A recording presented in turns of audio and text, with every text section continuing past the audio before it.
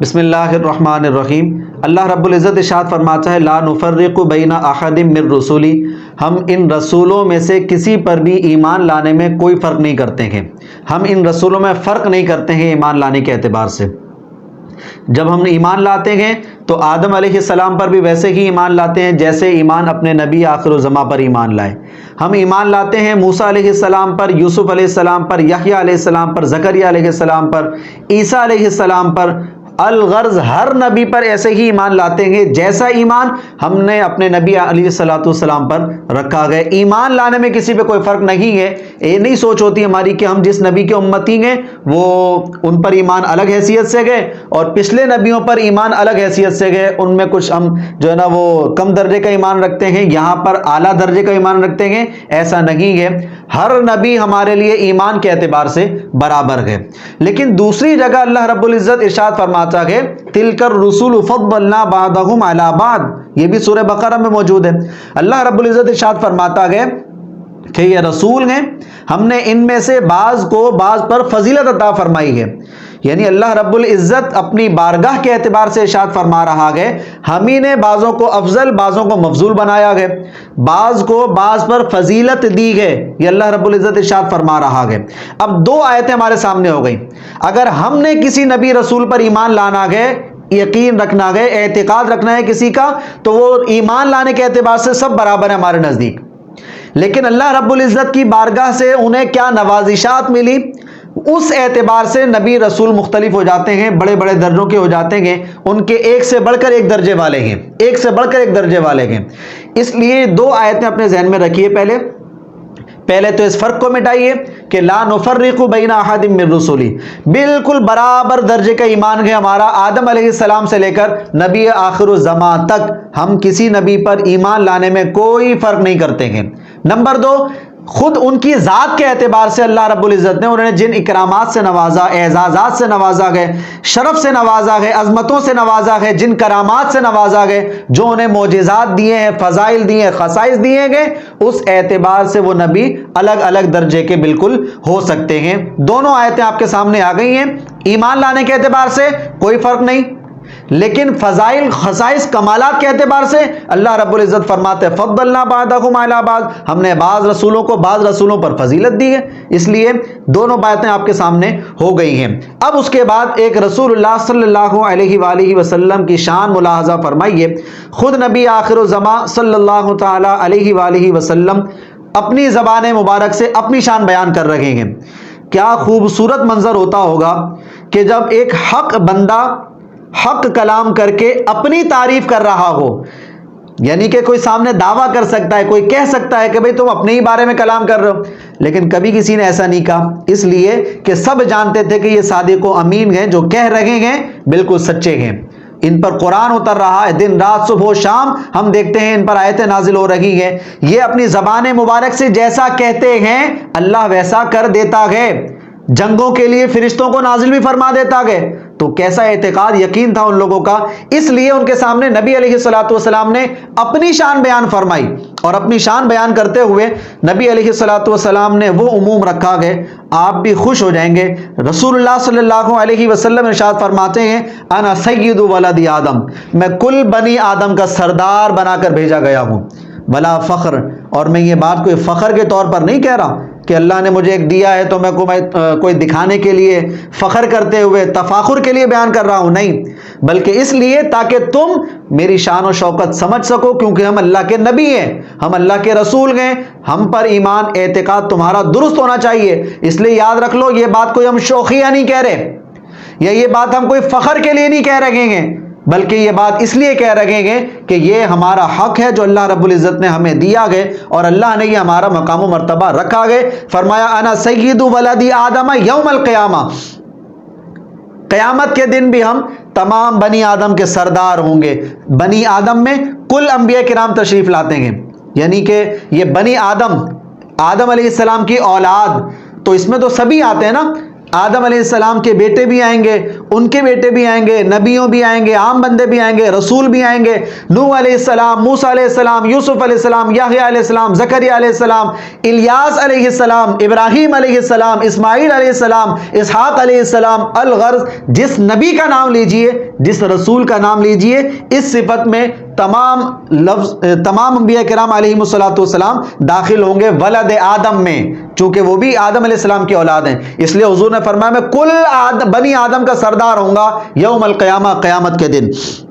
وہ منظر بھی بڑا دیکھنے والا ہوگا کہ جب سب رسول اللہ صلی اللہ علیہ وآلہ وسلم کے لیے آگے آگے جا رہے ہوں گے، پہلے ہر نبی کے پاس جا رہے ہوں گے، لیکن ہر نبی یہ کہہ کر ہٹا دیں گے کہ اذهبوا الی غیری، آج ہم نہیں کر سکتے ہیں کچھ، اس لیے کہ اللہ کی بارگاہ میں وہ جلال گئے، وہ ہیبت ہے کہ آج ہم اللہ کی بارگاہ میں کچھ نہیں عرض کر سکتے ہیں، جائیے کسی اور کے پاس جائیے۔ تو ایک سے دوسرا، دوسرے سے تیسرے، تیسرے سے چوتھے کرتے کرتے عیسیٰ علیہ السلام کے پاس سب لوگ آئیں گے، اور اس میں سب ہی ہوں گے، چاہے وہ مسلمان ہو، غیر مسلم ہو، کوئی کسی مذہب کا ہو دنیا کا، سب کے سب ہوں گے، اور نبی علیہ السلام وہاں پر موجود ہوں گے۔ عیسیٰ علیہ السلام کے پاس جب یہ لوگ آئیں گے تو عیسیٰ علیہ السلام کہیں گے بھائی تم آج اگر جاؤ تو محمد مصطفیٰ صلی اللہ تعالی علیہ وآلہ وسلم کے پاس جاؤ، اگر وہ کچھ اللہ کی بارگاہ میں سفارش کریں گے تو ان کی سفارش آج قبول کی جائے گی۔ کیا خوبصورت منظر ہوگا، اور انا سید ولد آدم کا جو نظارہ قیامت کے دن دیکھنے کو ملے گا، لطف آ جائے گا، مزہ آ جائے گا۔ اس لیے خوش رہیے، محبت رکھیے اپنے نبی سے۔ ولد آدم کے بھی سردار نبی ہمیں ملے گے، ہم جس نبی کے امتی ہیں وہ اولاد آدم کے سردار ہیں، اولاد آدم کے سردار ہیں، اتنا اللہ نے مقام و مرتبہ رکھا گیا۔ وَأَوَّلُ مَن يَنشَقُّ عَنْهُ الْقَبْرُ، اور حضور نے ارشاد فرمایا سب سے پہلے جس کی قبر کو کھولا جائے گا اور نکالا جائے گا، میدان محشر میں پہنچایا جائے گا، وہ میں مصطفیٰ ہوں۔ تو سب سے پہلے اس کائنات میں جس کی قبر کھولی جائے گی، قبر شک ہوگی، اور نبی آخر الزمان صلی اللہ علیہ وسلم وہاں پر تشریف فرما ہوں گے، اور آپ کو باہر لے جایا جائے گا، وہ حضور علیہ السلام پہلے ہی ہوں گے۔ وَأَوَّلُ شَافِعٍ، اور سب سے پہلے اللہ رب العزت شفاعت کرنے کا حق بھی مجھ مصطفیٰ کو ہی دے گا۔ سبحان اللہ، کتنی اعلیٰ شان گئے۔ جس وقت، جس دن من ذا الذی یشفع عندہ کا نظارہ اعلیٰ مقام پر ہوگا، اعلیٰ درجے پر ہوگا، اور کوئی بھی اللہ کی بارگاہ میں زبان نہیں ہلا سکے گا، کوئی اللہ کی بارگاہ میں لا یتکلمون، کوئی کلام نہیں کر سکے گا، اللہ کی بارگاہ میں کسی کی زبان ہلے گی نہیں اس دن، لیکن رسول اللہ صلی اللہ علیہ وسلم کو اجازت ملے گی۔ اور حضور فرماتے ہیں وَأَنَا أَوَّلُ شَافِعٍ، اللہ رب العزت سب سے پہلے جس کو شفاعت کا اذن عطا فرمائے گا، جسے کلام کرنے کی اجازت دے گا اپنی بارگاہ میں، جس کی سفارش ہوگی، فرمایا وہ میں مصطفیٰ ہوں۔ سبحان اللہ، اللہ رب العزت سب سے پہلے جس کی سفارش سنے گا وہ ہمارے نبی آخر الزمان ہیں۔ محترم بھائیوں، سوچئے ذرا، نبی علیہ السلام کی یہ شان کتنی عرفہ و اعلیٰ ہے کہ سب سے پہلے رب کی بارگاہ میں جو نظارہ ہوگا الا بِإِذْنِ، ہاں اللہ کی اجازت سے بولیں گے، وہ نظارہ مجھ مصطفیٰ پہ ظاہر ہوگا۔ سبحان اللہ، کتنی اعلیٰ شان ہے حضور کی، اور وہ نظارہ، وہ منظر کیسا عجیب ہوگا کہ پوری کائنات کھڑی ہوگی، انسان مشرک ہو، مسلمان ہو، کسی مذہب مسلک سے تعلق رکھنے والے ہوں، لیکن سب کے سب وہاں پر موجود ہوں گے، اور سب دیکھ رہے ہوں گے، کوئی اللہ کی بارگاہ میں نہیں جا پا رہا ہے، لیکن رسول اللہ صلی اللہ علیہ وسلم پر جب اللہ کی کرم نوازی ہوگی، اللہ کی بارگاہ میں سجدہ کریں گے، رب کائنات ارشاد فرمائے گا ارفع، محبوب اپنا سر اٹھائیے، سل تعطیٰ، اب آپ سوال کیجئے آپ کو عطا کیا جائے گا، اشفع تو شفع، آپ شفاعت کیجئے آپ کی شفاعت قبول کی جائے گی۔ محبوب آپ کہیے آپ کیا چاہتے ہیں، وہ مقام و مرتبہ رسول اللہ کو دیا گیا کہ اس کا اندازہ کوئی نہیں لگا سکتا انسان، کہ رب کائنات نے جو یہ باقی رکھی ہیں آیات کہ قیامت کے دن کوئی کلام نہیں کر سکے گا، کوئی اپنی زبان نہیں ہلا سکے گا۔ وَخَشَعَتِ الْأَصْوَاتُ لِلرَّحْمَنِ فَلَا تَسْمَعُ إِلَّا ہَمْسًا، رحمان کی بارگاہ میں بھی آوازیں سب کی ختم ہو چکی ہوں گی، سب کی آوازیں ختم ہو چکی ہوں گی، لیکن جب رب کائنات کی طرف سے اذن کی اجازت ملے گی تو رسول اللہ صلی اللہ علیہ وسلم نے فرمایا وہ ہمیں اجازت ملے گی، ہم سجدہ کریں گے۔ یہاں پر رک کر آپ لوگوں کو دعوت بھی دینا چاہتا ہوں، اگر اللہ رب العزت نے کلام سب سے منع کر دیا ہے، وہ کلام کرنے کی ابتدا ہو رہی ہے سجدے سے.